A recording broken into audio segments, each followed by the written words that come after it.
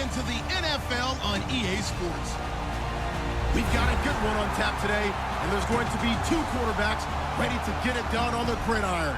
It's Flacco's Ravens going up against Wilson's Seahawks. With that, let's get you up to Seattle. We're standing by our commentators, Brandon Guyton and Charles Davis. Okay, Larry, we are just south of historic Pioneer Square at CenturyLink Field in the beautiful city of Seattle, Washington. Coming up, we've got what should prove to be a good one between the Baltimore Ravens and the Seattle Seahawks.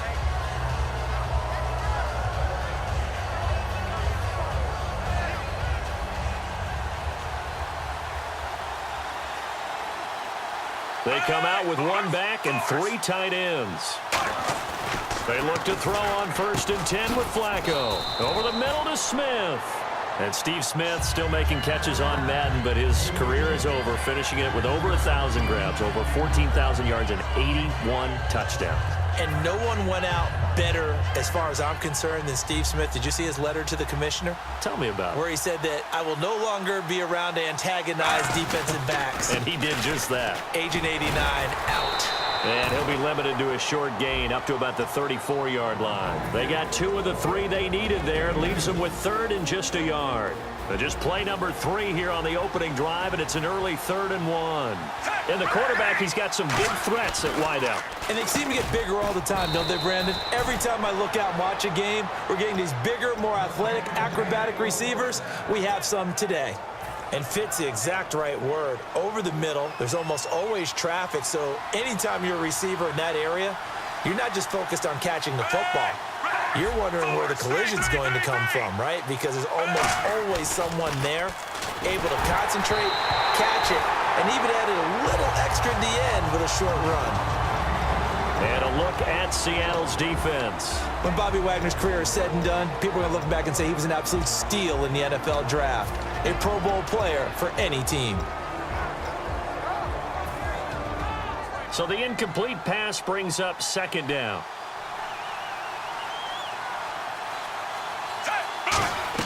Second and 10. Flacco once more. Setting up the screen for West. And he is going to lose yardage here.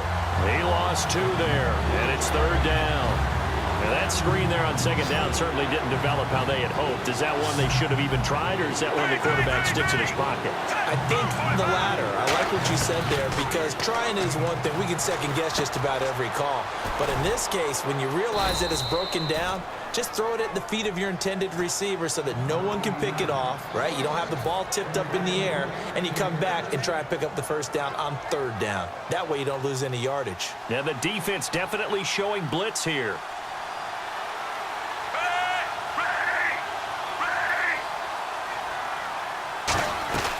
They'll run it now out of the gun. And he's going to get this one down near the 45-yard line. The ground game, no doubt, that was an issue for Baltimore this year, finishing 28th. Now, West, he was their leader, but only 774 yards. Can you believe you just said that? The ground game was an issue for Baltimore? Yeah. Because that's what they're based on. I mean, that's who they are offensively. Being able to run the football, set that tone, set that physicality, and then throw the ball off of it.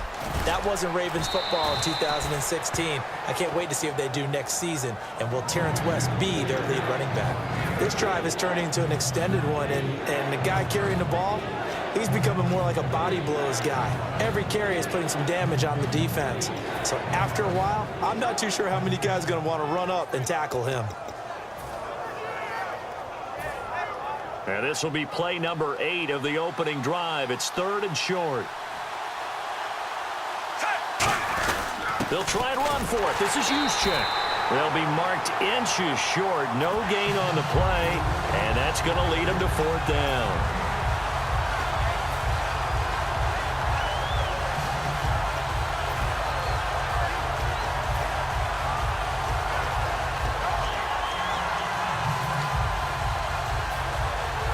And it appears they'll go for it here on 4th down. A big call on the game's opening drive.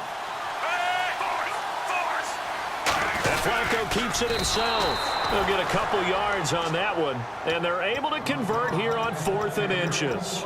And this is a spot where you have your offense stay out there to get those few inches. It's too long for a field goal. It's not worth punting. So this is the right decision as far as I'm concerned, and they wind up picking up the first down.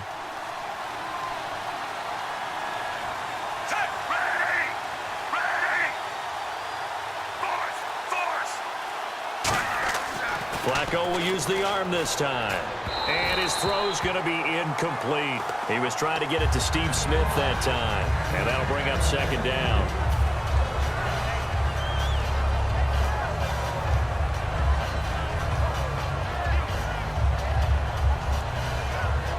Oh, just play after play after play on this long drive for the offense. Looks like the defense in press coverage here. Flacco looks to throw. And he takes a shot on the release as this will be incomplete. Really nice play by the guys on the defensive side of the ball, but for the guys on the offensive line, they're doing a nice job of trying to protect their passer. But when a guy hops in the air and goes airborne to try and knock one away, it's difficult because you can't reach out and grab him. That'll be a holding penalty. So all you're trying to do is make some type of a play on him, make some type of contact to try and get his arms out of the sky. It's a loss of a full 3 yards, and it brings up 4th down. I love the intelligence the defense just showed there. Read their keys, saw the screen developing, ran to it, and smothered it. What a 3rd down stop by them.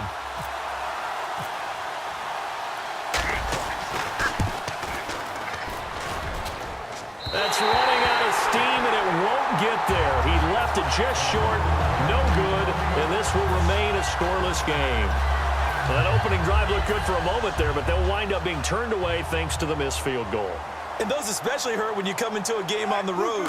You're trying to get things to go your way early, and now you suffer a setback right out of the gate. And he'll be brought down at the 48-yard line.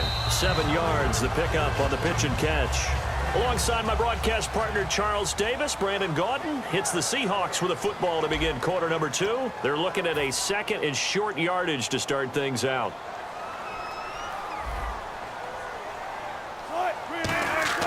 On 2nd down, Wilson looking for Lockett, and it's intercepted. A great read, and it's picked off.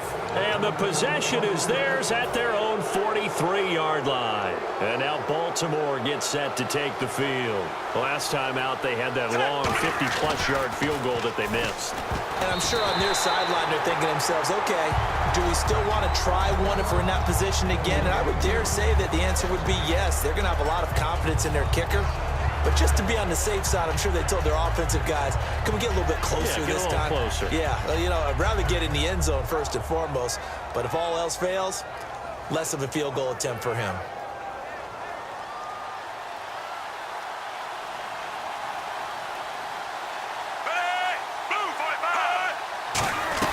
They'll run it now out of the gun. And able to break one tackle, but then quickly brought down. But a nice little gain. Pretty good running there, 9 yards. Sets up a 3rd and 1.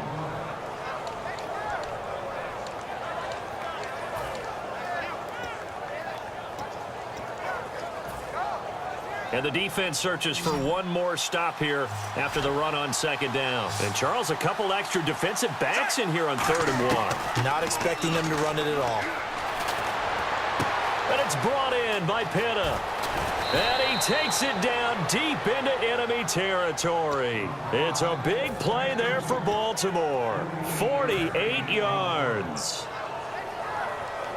So after that big play, let's see if they can catch their defense maybe on their heels.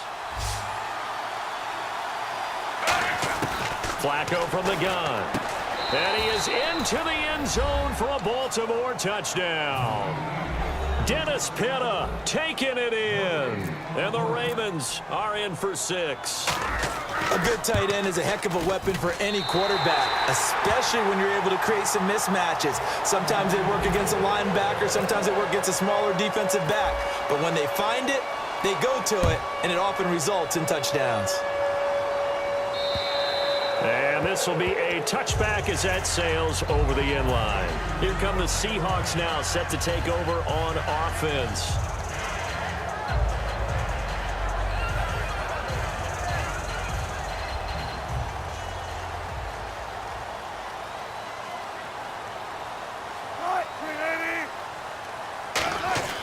trying to shake off the interception. He'll look to throw. It's caught on the left side by Baldwin.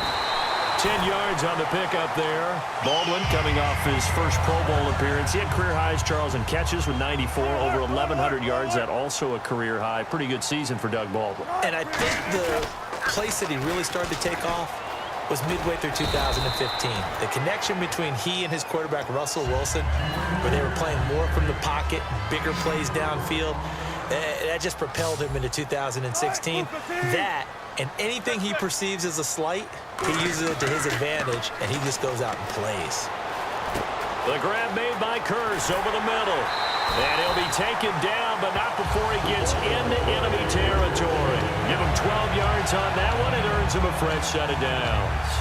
One thing I can say pretty safely, that route is not called if you don't have a guy who can throw the ball and put some mustard on it. Because if you're going to lollipop it in the middle of the field, bad things usually happen. It takes a strong-arm guy who can rifle it in there, and they were able to successfully complete that one. First down, this is Rawls. And he's going to get this one down near the 45-yard line. Earlier, partner, when discussing Russell Wilson, you said you think he's best when Seattle is running back-centric. Is Thomas Rawls the centerpiece going forward there? I think so, because of what he did 2 seasons ago before he got hurt. Because he runs that offense the way they want it run. One cut, downhill, get upfield, and Thomas Rawls is perfect for that. If he stays healthy, that allows Russell Wilson now to throw the play action, the bootleg passes that really hurt other teams defensively. And Rawls has youth on his side, just 23.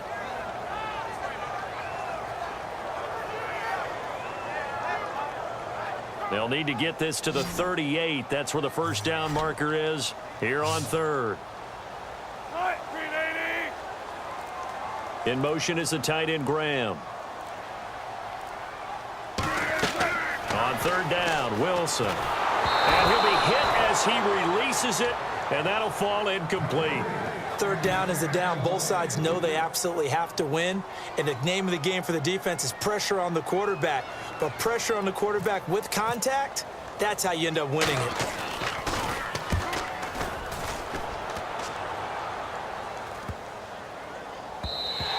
And that one hits at the 7, but bounds into the end zone, and that'll be a touchback. And now Baltimore gets set to take the field. And they will simply, Charles, be looking to duplicate what they did last drive when they were able to push it in for 6.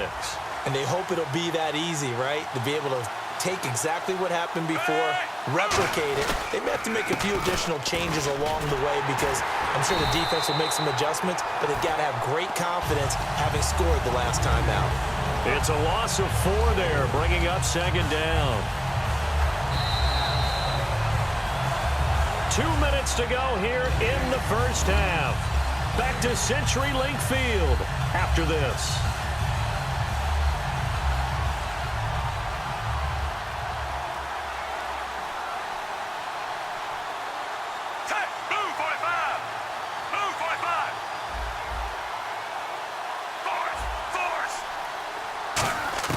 On second down, Flacco to throw. It's caught. Kamar Aiken. 6 yards is the pickup, and that'll lead to a third down. He decided to run a hitch. And now the Seahawks are going to take a timeout here on defense. It's just their first, so they'll have 2 remaining here before we get to halftime.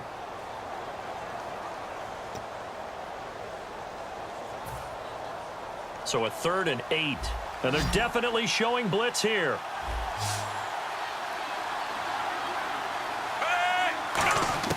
Third down, Flacco needs a decent chunk of yardage. Throwing right, and that's complete. Well, welcome back to the Elite Flyers Club, Mike Wallace in 2016. Back over 1,000 yards catching the ball. We always knew he could run, Brandon. But this year, I thought he really improved route running and making some more difficult contested catches. And now, Steve Smith gone, and Mike Wallace will be 31 when next season starts, but a lot more weight on his shoulders. He'll still be able to run. That won't be the problem. But at 31, he'll also understand how to be craftier in what he does and make some of those difficult catches a little easier for himself. It'll be a pickup of just 2, and they're able to convert here on 4th and inches. It seems like, and it is a gamble on their side of the field, but they have supreme confidence in picking it up on a quarterback sneak. You can just feel it from this team.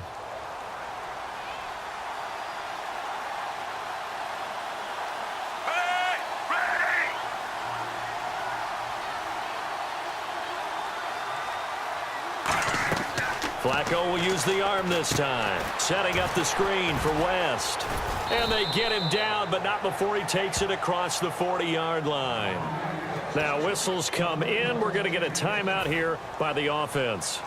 It's just their first, so they'll have 2 remaining here before we get to halftime.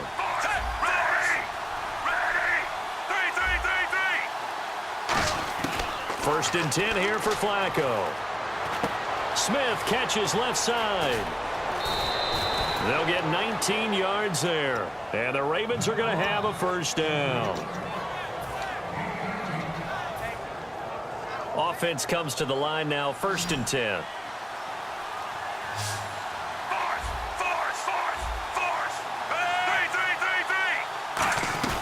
They'll run it now out of the gun. Oh, and now West lost the football. It's out. And they have possession, and they have it at the 38-yard line. And Seattle now ready to march onto the field. And a tight game after punting last time. See if they can get something going on this drive. As they head to the field now, with the game this close, you've got to feel there's a sense of urgency for them going on offense right now. But they have to do it without letting panic creep in and affect their play. On first down, Wilson. That was a nice completion on an out route, and those types of plays are the result of arm strength by the quarterback and timing by the receiver. I think you have to chalk that one up for the defense there. Someone right on the spot, excellent coverage, didn't leave him enough room to come down inbounds, even though he did catch the football.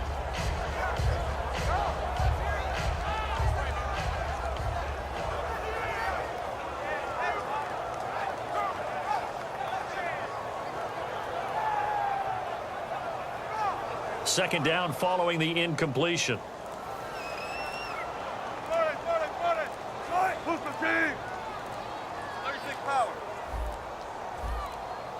And they're not going to get this one off in time. It'll be a delay.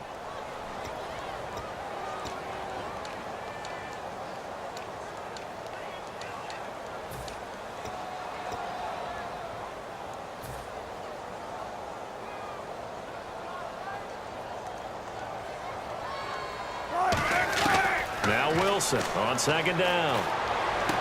Looking for Baldwin, intercepted. Picked off by the linebacker, C.J. Mosley. And his guys have got it back at the closing stages of the first half. That late in the clock, second quarter, why not just run it a time or two and get it into the locker room? What you're saying makes absolutely perfect sense. Run it and get out of there. But I'm just wondering if the pressure of today's NFL and the high-powered offenses that you're facing may have forced them into saying, let's try and get some more points. 5 yards is the tally on first down. That brings up second and 5.